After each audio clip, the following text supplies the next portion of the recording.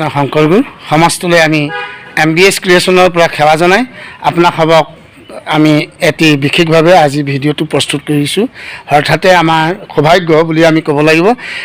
মই আছোঁ বৰ্তমান গোলাঘাট জিলাৰ নুমলীগড় তেলেগ্ৰামত অধিষ্ঠিত 5 নম্বৰ ৰংমং মহাপুৰুষীয়া পালনাম থান ৰংমং সত্ৰ থান আপোনালোকে দেখিছে।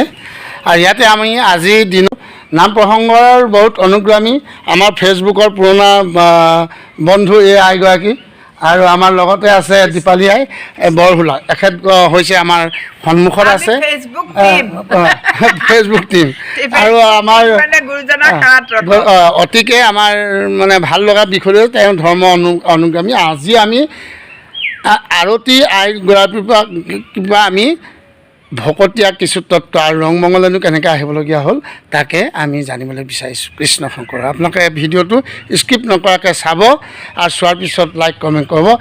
আৰু আমি আগতে কৈ থওঁ গুৱাহাটীত আমাৰ আইগৰাকী আৰতী আইগৰাকী অকণি নামঘৰ আপোনালোকে প্ৰায় এখেতৰ ফেচবুকত দেখিছে। কৃষ্ণ এয়া দেখিছে আমাৰ আৰতী আই আৰু লগত আছে আমাৰ দীপালী আই। তেখেতে আই আপোনাক আমি সেৱা জনাইছোঁ আমাৰ ৰংমং স্থানলৈ ৰংমং মহাপুৰুষীয়া পালনাম থানলৈ স্বাগতম জনাই আমি আপোনাৰ খবৰ যি ফেচবুকৰ চিনাকি বহুত ধৰ্মীয় কথা আলাপ আলোচনা মাজে সময় হৈ আহিছে। আজি আমি লগ পাইছোঁ। আপুনি আমাৰ ধৰ্মীয় সমাজৰ প্ৰতি আৰু মহাপুৰুষীয়া ধৰ্মৰ ওপৰত আপুনি কি মন্তব্য বিশ্বৰ আপুনি মনুষ্য জাতিক আপুনি আগ্ৰাহ কৰিবলৈ বিচাৰিব? কৃষ্ণ কওক, চমুকে কওক। আমিনো কি ক'ম, আমি গুৰুজনাৰ কীৰ্তন নামঘোষা এই তাৰ হেৰিতেই সেইবিলাকৰ ভাৱ ভাষা আৰু তাত আমাক যিবিলাক উপদেশ দিয়া হৈছে, গুৰুজনাই যিখিনি উপদেশ দিয়া হৈছে সেই উপদেশে আমি মানি চলি থাকোঁ। আমি বিশেষ একো নাজানো আৰু সেইখিনি ফালৰ পৰা আমাক যিখিনি গুৰুজনাই উপদেশ কৈছে যে ভকতৰ সংগত থাকিবা, তাতেই পাইছোঁ ভকতেহে জ্ঞান, ভকতেহে জ্ঞান ভকতত পৰে। মোক বিচাৰি তোমালোক কোনো নাহিবা, ভকতৰ ওচৰলৈ যোৱা, ভকতে তোমাৰ সংশয় ভাঙিব, তোমাক নামৰ কথা ক'ব। সেইকাৰণে এইবাৰ অকণিৰ নামঘৰ আছে যদিও তাত আমাৰ এটা সেৱা গোট এটা আছে, তেওঁলোকে চলাইছে 20 বছৰ হ'ল। আমি তেওঁলোকক দায়িত্ব দি আমি এইটোও চাব আহিছোঁ যে আমি নথকা হ'লে কি হ'ব তাত। আমি একেবাৰে নাই, কিন্তু নামঘৰ বৰ সুন্দৰকৈ চলি আছে।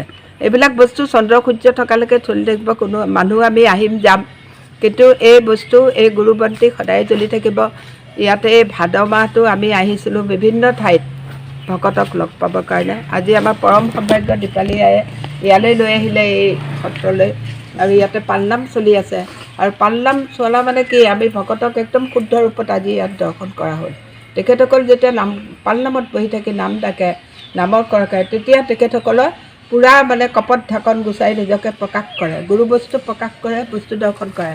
আজি আমাৰ পৰম সৌভাগ্য ভাদ মাহত আমি সেই বস্তু দৰ্শন কৰিছোঁ এই সত্ৰত আহি, আৰু আমাৰ সেইটোৱে আমাৰ পৰম সৌভাগ্য বুলি ভাবিছোঁ।